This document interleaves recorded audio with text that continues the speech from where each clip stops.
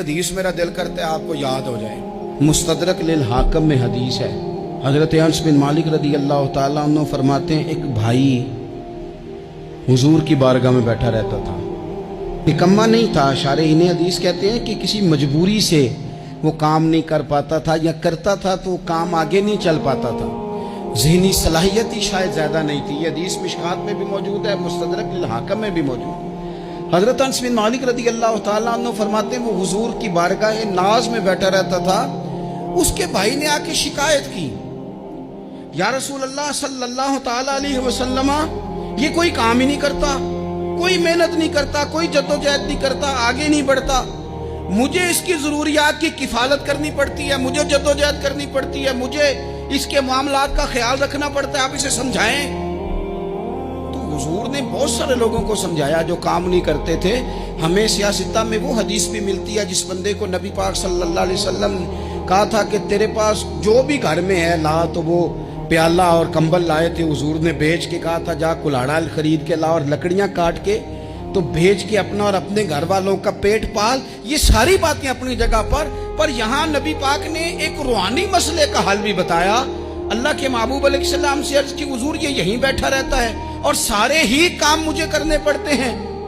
حضور نے نظر مبارک اٹھا کے بھائی کی جانب دیکھا جو بھائی کا شکوہ کر رہا تھا، تو قریب محبوب فرمانے لگے ہو سکتا ہے یہ جملے میرے محبوب کے، ان کو کہیں لکھنا، ان کی مٹھاس دیکھو، ان کا حسن دیکھو، اور بھائیوں کی محبت کے بیج جو رسول پاک پیوند لگا رہے ہیں اور جوڑ رہے ہیں، اور جس انداز میں بھائی کو بھائی سے ملا رہے ہیں، اس لہجے کے حسن کی مٹھاس کو بھی ذرا چکھ کے دیکھو۔ حضور فرمانے لگے ہو سکتا ہے رب تمہیں جو رزق دے رہا ہے وہ اسی بھائی کی وجہ سے دے رہا ہے۔ بھائی بھائیاں دے ویری ہوندے تے بھائی ہی بھائیاں دیاں باواں، او بھائی ہو سکتا ہے اس کی وجہ سے تجھے مل رہا ہو، اس کی وجہ سے۔ وہ دروازے نہ بند کریں جن دروازوں کی برکت سے روزی آتی ہے، کبھی بھی وہ کام نہ کریں جن کاموں کی اگر آپ کو کل تک برکت تھی، کل تک کام ٹھیک چل رہا تھا، کل تک نظام بہتر تھا، اور آج آپ کو محسوس ہوتا ہے کہ کہیں کمزوری آ گئی ہے، کہیں حالات اس طرح کے نہیں رہے، تو پھر آپ غور کریں کہ ایسا تو نہیں کسی غریب کا آپ کے گھر سے رزق جاتا تھا اور آپ نے بند کر دیا،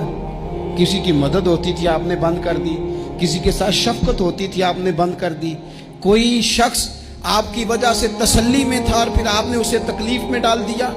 اللہ کے محبوب نے فرمایا تمہارے کمزوروں کی وجہ سے تمہیں رزق دیا جاتا ہے، تمہارے ضعیفوں کی وجہ سے تمہیں رزق دیا جاتا ہے۔ تم نے تو ایک بندہ یہ کہہ کے نکال دیا کہ جا تیری تنخواہ میں نہیں دے سکتا، لیکن کیا پتا کہ اس کی تنخواہ کی وجہ سے ہی باقی سارا کچھ بھی آتا ہو، کیا پتا کہ اسی کے سبب سے اللہ انعام فرماتا ہو۔ لہٰذا ان روحانی مسائل کا بھی تھوڑا سا خیال کریں۔